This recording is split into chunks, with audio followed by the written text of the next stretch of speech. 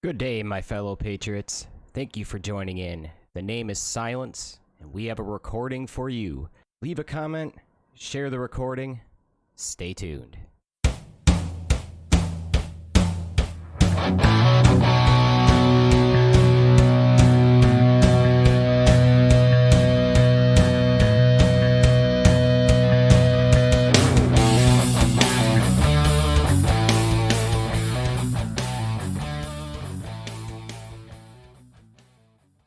Today's recording is going to be in regards to a few police shooting cases. These cases I'm sure you're aware of, and we're going to get down to the details. We're going to tell you exactly what we think. Let's get started. All right, well, so I grabbed a couple hot topics that are kind of blowing up again right now. The Tulsa shooting, that was the dude that had the expired tags, that David, who was like screaming that his rights were being violated and getting maced, and he pulled his handgun. I actually found in the video where he pulled it. I was able to see it. Oh, yeah? The Portland police chief just went after officials in Portland saying, you need to start doing your job and stop pointing fingers. Yeah.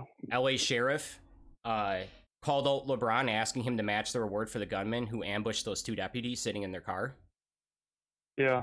And then I got a nice little stupid tweet that LeBron had that we could totally debunk in many facets.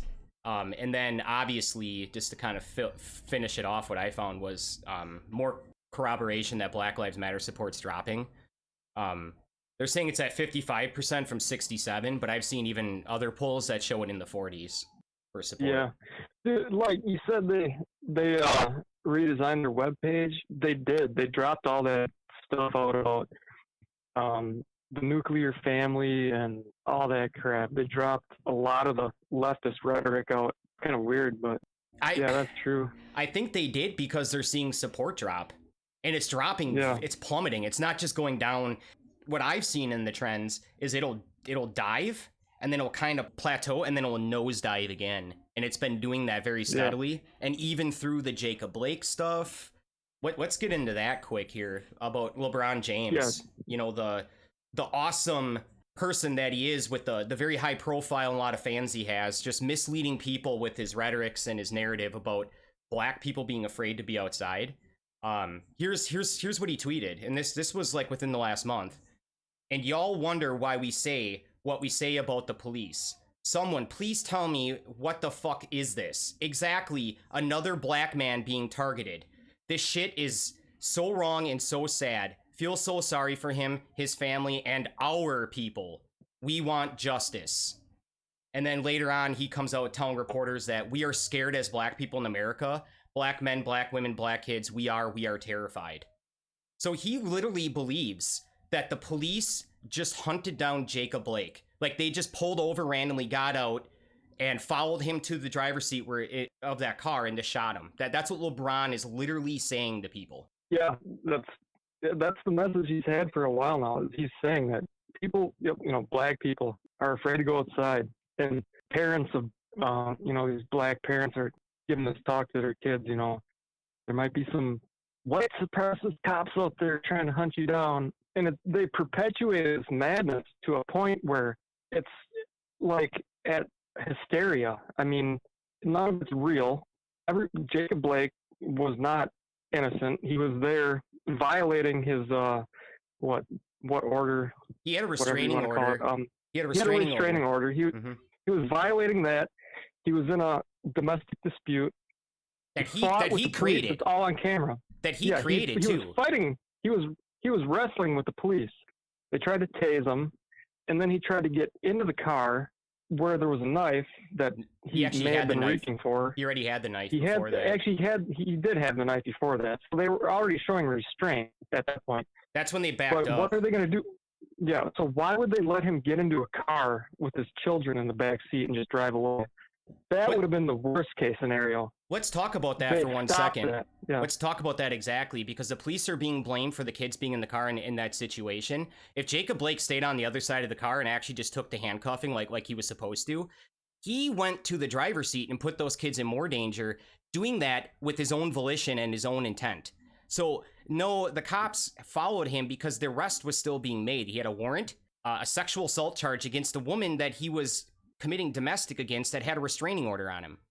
That's why the cops were there. They didn't show up. They were called and dispatched. There's an actual dispatch call. If LeBron would actually use his brain and listen to it, he would know the cops were dispatched because the woman that Jacob Blake was attacking and assaulting, he had already raped, and she already had put a restraining order on him, and he came to the house when he wasn't supposed to be there, and then tried to steal her car keys.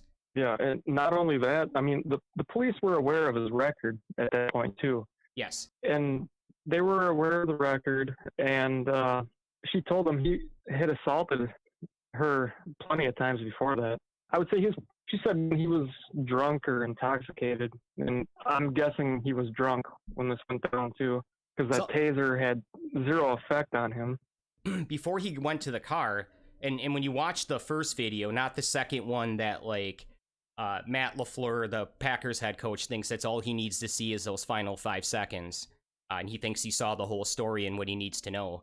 If you actually rewind that and use your brain and actually like comprehend that there's more to the story than what the media is trying to tell you, you would see that the cops pulled their guns and backed up. And at that time, they actually have this on body cam. They haven't sent it out yet. That's what people need to realize. These types of situations take time to build cases and get it correct. The information the public is looking for is not available right away. So making accusations without that is incredibly dangerous.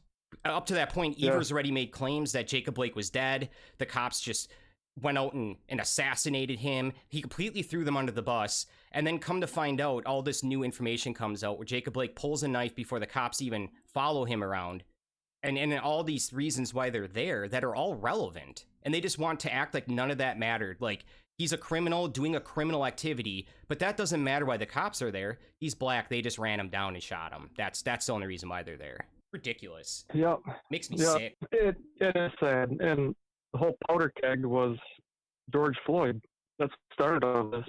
People saw the video, and they thought they knew exactly what happened. And it was judgment by mob mentality, basically. Yeah, they want justice right away. They want people to be held accountable immediately before we even know who is the one to be held accountable. Like, we don't even know who's held accountable for all these situations. You can't just blame the police right away because you don't want to blame the individual who had the cops called on them.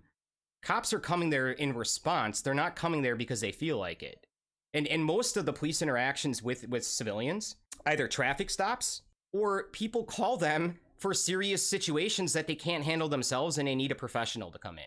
So those are like the two main reasons why cops actually have interactions. Yes, they do street stops. Those are very, very rare, and they're not nearly as weighted in their day-to-day as it would be a traffic stop, like speeding, running a red light, that kind of thing, drunk driving, or someone's committing domestic violence and the police are needed to be there. You're not going to call a social worker when you have someone violent in the background causing chaos. You're going to have police come because they can de-escalate that situation much better and much faster. Yeah, I know. So, well, going back to George Floyd, they were actually being considerate of him at first. He was passive. If you look at all the videos, he was passively resisting the whole time. He's saying, "Oh, I can't breathe. Don't put me in the back of the cop car. Don't leave me alone." All this stuff. And they tried working with him, but he just kept resisting and whining. And the thing is, he didn't want to be in the cop car, so they took him out. And they held him there until the paramedics arrived. And now they're trying to make this whole big deal out of, it was a public lynching and all this stuff. But the fact is, his lungs were filling up with fluid. That's why he couldn't breathe. He was in the middle of a fentanyl overdose. And no one wants to admit that at this point. But those are the facts. One coroner does, and the other one that actually said he had fentanyl basically shoved it off and said it was restriction airflow to his neck. The one that the Floyd family hired to do the second autopsy said there was fentanyl in his system, but didn't speak any to the levels of it, just said, yeah, we found fentanyl. But we do know for sure that it was the knee on the neck that killed him. Even though the first autopsy said there is no concrete proof that was the case, but he had a serious fentanyl overdose. He had heart failure issues too.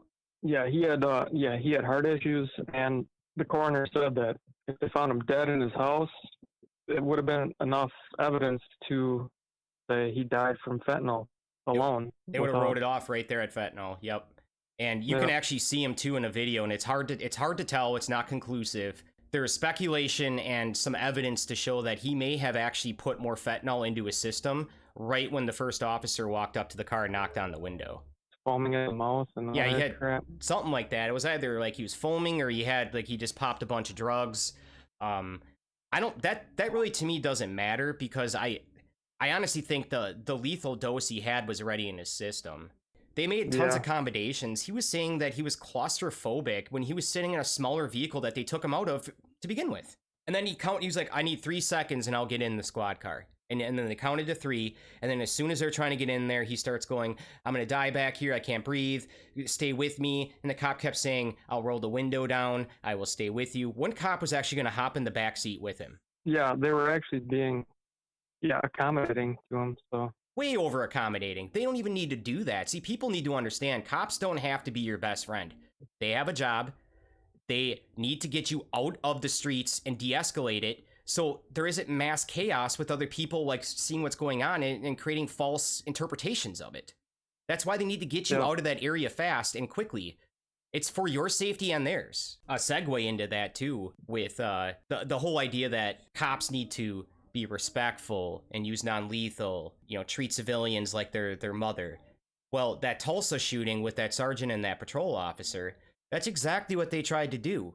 They used non-lethal tactics, pepper spray, trying to pull him out of the car. That David refused. He was resisting arrest. They told him like 4 times why they were trying to get him out of the car and why the car needed to be towed. He kept going, why? The whole time he was doing that was to try to get the cops off guard so he could pull the handgun out, which you do see later in the video, like toward the end. And he's screaming, so he shot the sergeant first, then he shoot the patrol cop, and then he shot the sergeant again. That's first-degree murder, because he went back to do another shot on him.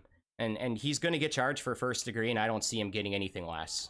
Yeah, I actually don't remember that case a whole lot, but it just happened with recently. And so like the whole mantra that cops should be using non-lethal, this is why they have to act as if all the time. They don't know what the people are capable of that they're dealing with and how quickly they can pull a gun and shoot them. If they're not ready, they're dead. That's why they have to draw guns right away. That's why they have to be ready all the time. Yeah, especially in this country. I mean, anyone could have a gun. And that's what people don't understand. The gun rate in this country is like a 2 to 1. Yeah. And that's not like any other countries, but then they use that like in the UK, like, oh, they don't have a lot of police shootings because no one has guns. That's why. You're using a country that doesn't even have guns to sell an argument about guns? That makes no sense. Of course you're going to win that argument. Of course you are. That we don't live in the UK. We live in the United States. UK or somewhere like Japan, you can't compare. You just can't. And their guns per capita is not a 2 to 1 or even close to a 1 to 1. That's why cops can carry billy clubs and get away with it, because gun laws in the UK, they're for the police and not for the people. And they don't have the same rights as the United States. They don't act under the United States Constitution. That is the United States only, people. So when we talk about the Constitution and the rights to own and have these types of things, other countries don't have these same policies. They have their own umbrella they act under. So we need to stop pretending that everyone acts the same way, because that is not true. That's why other people migrate to the United States to get away from some of these things that hold them back in those countries. Because we have differences. Well, exactly. We've got, it's a double-edged sword, but I think with gun rights, we got a lot more freedoms in places like Australia, Japan, England. Exactly. People move here for a reason. And as long as they do it legally and they get, their green card and they become a registered U.S. citizen, nobody has a problem with that. It's those that come over and they don't, and then in other states that are going to give them certifications, like to become a doctor, and they're not even a legal immigrant. They still have no U.S. status, and they're going to get a U.S. certification to be a doctor in the United States and get paid U.S. Wages. Wait till they get their legal citizenship, and then they can practice medicine here. That's how that works. That's how it works for everyone else. Why are we just now saying, because someone has it rough somewhere else? I understand that. And we want to help anyone we can, and we leave our borders open. But that doesn't mean we stop forcing the laws and regulations that we uphold to everyone else. Yeah, I know. That's kind of what they want to do. It's a liberal thing. It You know, is. just give all these freebies and promises to everyone and open the borders. And I think they've even gone so far to want to give the vote to undocumented citizens. California is making their high schoolers write term papers to support that argument. If they don't actually write it in favor of, they don't graduate. They can't oppose the message. It has to be they're in favor for legal immigrants to be able to vote in the United States, and that is bullshit.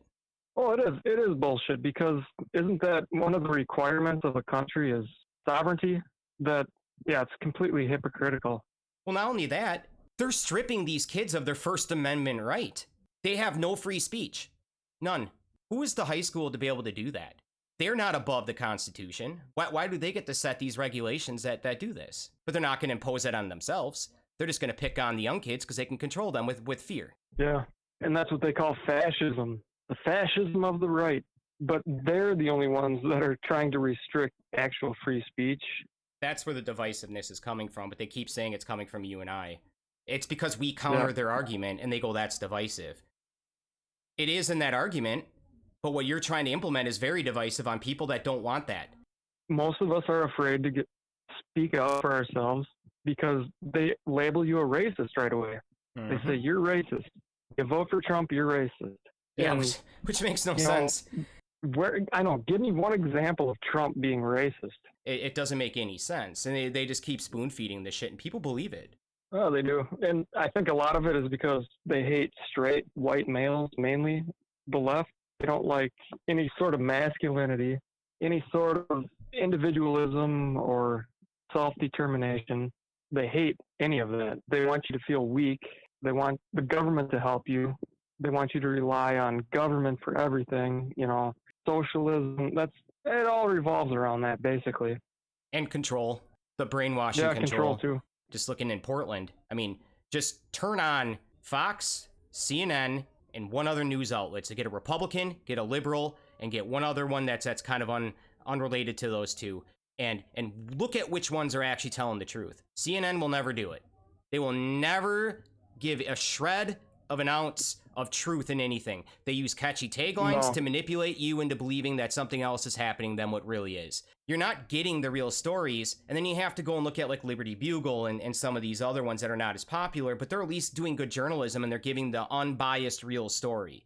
And that's what journalism is supposed to be. You don't take a side, you give the information to the people who are reading it, and then they make a decision on that. Yeah, I know. I see that every day. I mean, if you watch CNN, it's obvious that it's a soap opera. You got Chris Cuomo just lying through his teeth to the camera. Yeah. You got Don Lemon. They're all lying through their teeth, and they know it. They got to know it. Yep. They can't be that dumb. But they're paid to lie. No, well, I think they are that dumb, too. They made fun of Trump about how he probably couldn't find Ukraine on a map if there was a crane. But then what's really funny is there's a compilation video of them botching maps on many different broadcasts where they can't even get Nevada right, or Montana, or another country right. The hypocrisy that comes out of CNN is ridiculous. And then when they get it wrong, too, here's the other thing. They never apologize to the people's lives they ruined. They never apologize for it. They never take any accountability for it. Because as soon as CNN releases a news feed and everyone believes it, and it gets debunked 3 times Mike Brown, people still believe it's true. Even though you can't even find any new evidence to prosecute the cop is still fucking in hiding because people still think hands up, don't shoot, even though it's been debunked 3 times over. I mean, how many more times do you need to debunk it before you finally believe it? It should be believed already that Mike Brown was not innocent and he didn't have his hands up. That's all you need to know at this point, because that's the truth, and that's what all 3 of these DAs were ended up having to say, but they just wouldn't admit it fully, so people still leech on to that there's hope for Mike Brown. Yeah, it's sad that Mike Brown is still some sort of martyr when he charged at this cop, punched him in the face, tried to steal his gun, and the forensics show that, yes, it was self-defense. That's the important part. The forensic evidence showed exactly what witnesses outside of Mike Brown's friend corroborated and said, that Mike Brown was running at him. You can tell in the forensics evidence that he was moving toward the gunshot. And that's super important to understand. Because if he had his hands up, he wouldn't be moving toward the gunshot. I mean, you have to be able to have some common sense to understand that. Yeah, exactly. And I guess the same with Breonna Taylor. They're trying to paint her out to be some kind of completely innocent, civic-minded EMT, even though I think she was fired from her EMT job. She was for quite a while. She was a criminal. She was running drugs for her boyfriend. They served that warrant. They say it was a no-knock, but apparently they did. The police say they did announce themselves. And as soon as they did, her boyfriend shot through the door. I think they hit the one police officer. That's when they opened up. So there was some new evidence released on that. There's actually a witness that heard the police identify themselves. That was like in a house nearby. There was also corroboration that the cops knocked, and Brianna and her boyfriend asked who was at the door. The cops didn't say anything. They knocked again. They said, "Who's at the door?" They said, "The police." It went silent in the house. They knocked again. No communication came back, so they knew it was the police. Came in the door using one of those door rams, and as soon as they came in, they came around the corner, and the cop who got shot in the leg saw the boyfriend and Brianna in the room sitting on the bed, and the boyfriend opened fire, and he said he didn't know who it was. That's a lie. I'm not trying to justify that Brianna should have been shot there, but he brought that on himself by firing at a cop, knowing it was a cop coming in. Yeah. I don't think we should, and not to mention before all of this happened, and Brianna's on record on many phone calls making drug deals and going to pick up drugs and getting instructions on where to go. She was very involved in this. She wasn't just a helping hand here and there. She was incredibly involved. It's not a Orange is the New Black where Piper just peddled drugs one time and went to prison for a year. Yeah, I mean, like you said, she was not this picture perfect EMT. You know, she has a history of being around the wrong people, and that usually tends to make you become one of those wrong people. Oh yeah, she wasn't a saint. They're trying to paint this narrative that she was sleeping in bed at the time. Yeah, I don't believe that. Which is completely false. Totally false. They have surveillance. They knew who was at the door. There was surveillance on the back of the house that showed there was someone in the back of the house that they caught on surveillance that came to the house with nothing. Walked in, was in there for a little while, left with a duffel bag. And that's when they hit the house. There was already months and months of evidence already captured that they were peddling drugs through that house. That's what they needed. Didn't they have a pole cam? They had a pole cam too, didn't they? I think that's what the in the surveillance from the back captured. Yeah. Yep. Yeah, that was the pole cam. So yeah, they had I think at least 6 months worth of evidence and investigation. And you need that to get a no-knock warrant. You can't just go to a judge and say, yeah, I got a guy I need to go get right now. I need a no-knock. You have to present evidence, and they have to make a very strong case to take them by surprise. That's what the no-knock is for. And they got it, and that's why they went and executed it. And now look what happens. Now we're going to have more riots in the streets because 2 of the cops, they're not being charged at all. One of them got wanton endangerment because a bullet went in the house next door. 3 bullets. So he's getting charged for that, possibly up to 3 counts. But there's no murder charge for Breonna Taylor. And I have to say this, I do believe that is justice served. It is. It's not murder. It's sad that what's going to happen in Louisville tonight. Oh, yeah. I'm sure there's going to be riots, fires, everything. Antifa already loaded up riot shields. Oh, yeah. Yep, they're already on site. But yeah, there's going to be riots. Antifa already loaded up shields. Yeah, it's not going to be good. Yeah. And no one, this is it. They're not going to reinvestigate this case. So the wanton endangerment, he's going to get up to 5 years per charge if it's held, which that's justice too if that's held. Cops shouldn't be firing stray bullets. That fired the stray bullet. Yeah, and I wouldn't be surprised if they dismiss the other one, or he gets some kind of slap on the wrist, like probation or something. Yeah, I think he's already fired. So which I don't like that. They see how it always goes is they get put on administrative leave until an internal investigation gets done. It gets handed over to the DA, and then from there they decide whether or not the police officer can go back to duty or get fired. They're just firing these cops before they even do any of the due process.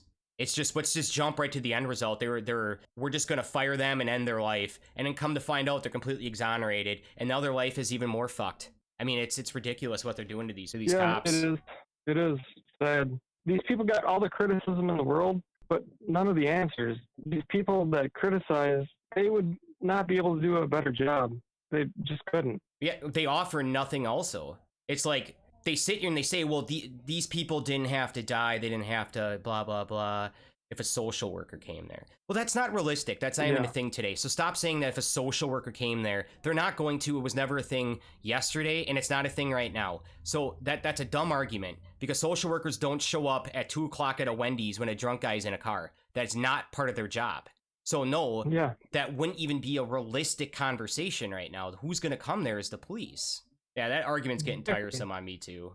Yeah, it is dumb. It's a dumb argument. Thank you for joining in and listening to our recording. I hope you enjoyed.